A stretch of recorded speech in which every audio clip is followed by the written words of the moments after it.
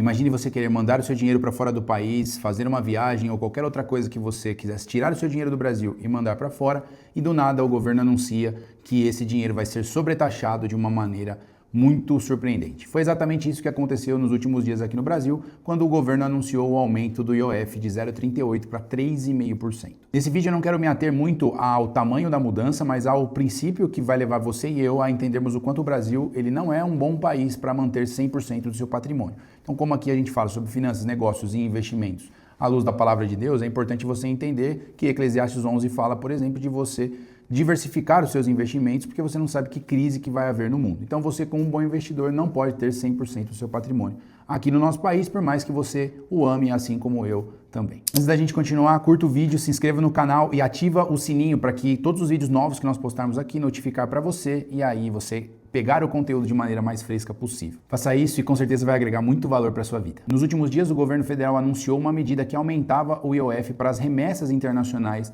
de dinheiro. Essa decisão foi muito mal recebida pelo mercado e pelos brasileiros e ela, na verdade, durou muito pouco, porque o governo recuou dessa decisão algumas horas depois. E como eu já disse aqui, nós vamos entender que existe muito mais em jogo do que você simplesmente enviar o seu recurso para fora, poder viajar, um controle ali do seu dinheiro de maneira mais rígida. Nesse vídeo você vai entender o que está em jogo. Não é só uma remessa internacional que você deseja fazer, mas a sua liberdade, o seu futuro financeiro. Então fica comigo até o final que eu te explico em detalhes como que isso vai acontecer. Quando essa medida foi anunciada, o mercado obviamente já ficou completamente maluco com isso, porque entendia que não fazia muito sentido. Infelizmente, nos últimos meses nós temos visto que a cada 30, 40 dias existe um novo imposto sendo imposto sobre as nossas vidas para que a gente pague. E isso obviamente retira às vezes a nossa liberdade como pessoas que querem viver uma vida um pouco mais livre.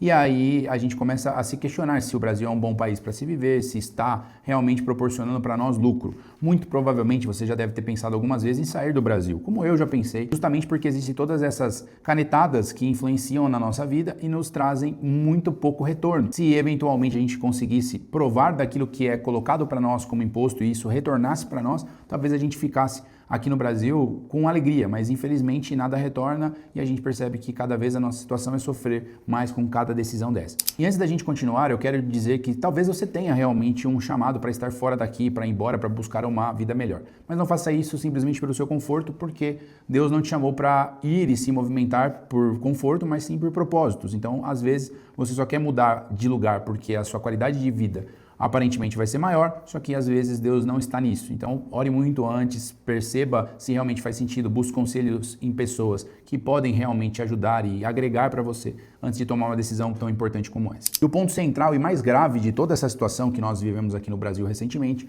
é a respeito do controle de capitais. E eu vou explicar para você o que isso significa. O controle de capitais é um conceito, uma medida que limita a entrada e saída de recurso financeiro do país. E por que essa seria uma intenção do nosso governo? O objetivo deles é justamente evitar a fuga de capital para fora do nosso país, proteger as nossas reservas financeiras e também controlar a inflação. Aí talvez você pense, Mateus, você dizendo desse jeito parece até que é bom. Só que o grande problema é que no meio de toda essa situação, ele está retirando um direito que é meu e seu de fazermos o que a gente bem entende com o dinheiro que nós conquistamos. E nós tivemos exemplos recentes, por exemplo, na Argentina, que instituiu algo nesse sentido. Eles instituíram limites mensais para envio de dinheiro para fora. O dólar oficial ele foi artificialmente barateado, só que em paralelo se criou um mercado com um novo dólar que a gente conhecia até um tempo atrás, que é o dólar blue. E a gente percebe que lá também teve uma queda da confiança dos investidores do mercado como um todo e a fuga em massa de diversas empresas. Então o tiro saiu pela culatra e é exatamente o que vai acontecer aqui. Se isso for instituído,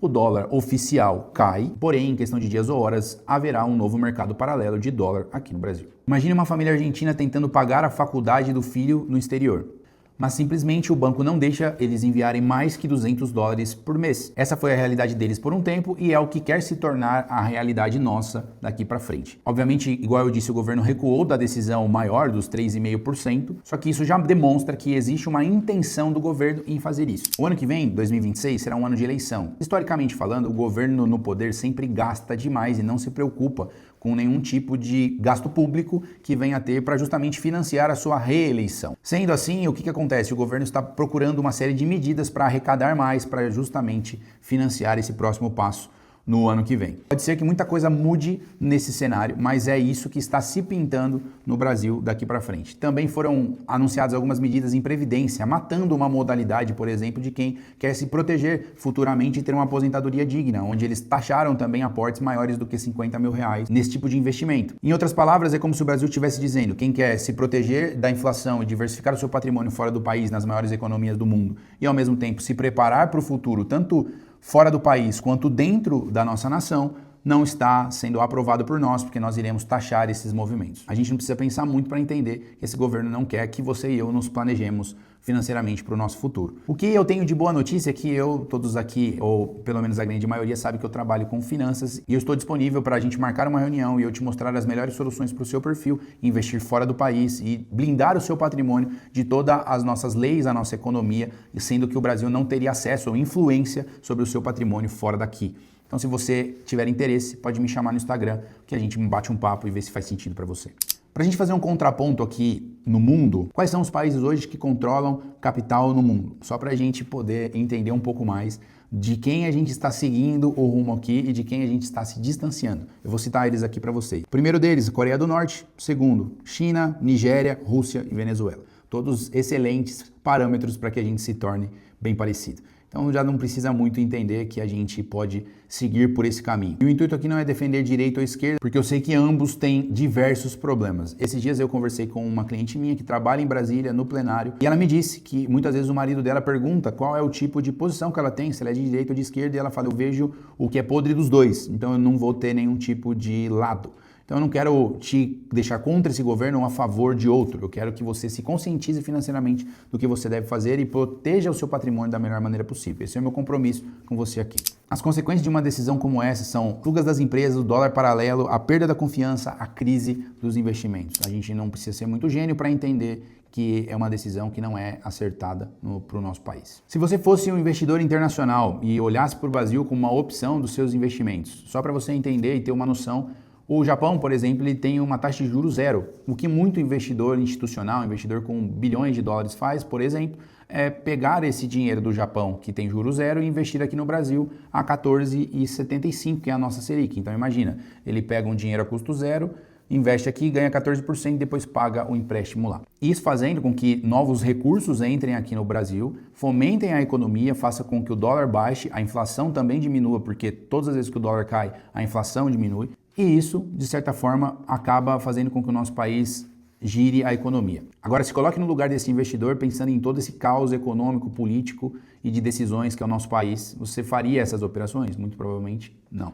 Então, dá para você entender as consequências de um movimento como esse. Essa falta de previsibilidade, de constância, de estabilidade do nosso país afasta investidores e o capital de nós e, infelizmente, produz e financia, na verdade, a miséria, a pobreza e a ausência de desenvolvimento. Por exemplo, a estrutura que a gente utiliza para os nossos clientes estarem protegidos, até um determinado patrimônio, nós utilizamos um paraíso fiscal do protetorado britânico, porque a lei não muda lá há séculos. Para clientes que têm um patrimônio mais elevado, a gente utiliza a Suíça, que é um país conhecido tradicionalmente por ter os maiores investidores do mundo investindo lá por causa da segurança e de todos os benefícios. Nessas explicações que eu te dei aqui, é fácil entender que o nosso país ele não vai ser, pelo menos se continuar desse jeito, uma referência para que dinheiro entre aqui e nos financie, nos abençoe e nos ajude a crescer. A consequência para nós brasileiros é justamente a fuga de capital estrangeiro do nosso país, aumento da inflação, uma maior dependência do Estado e um sentimento de que eu e você estamos presos a um lugar que, na verdade, joga contra nós. Em outras palavras, o Brasil é um restaurante que todo dia muda o seu cardápio e você não sabe se você pode ir lá, se a comida vai ser boa ou ruim. Imagina você ir no McDonald's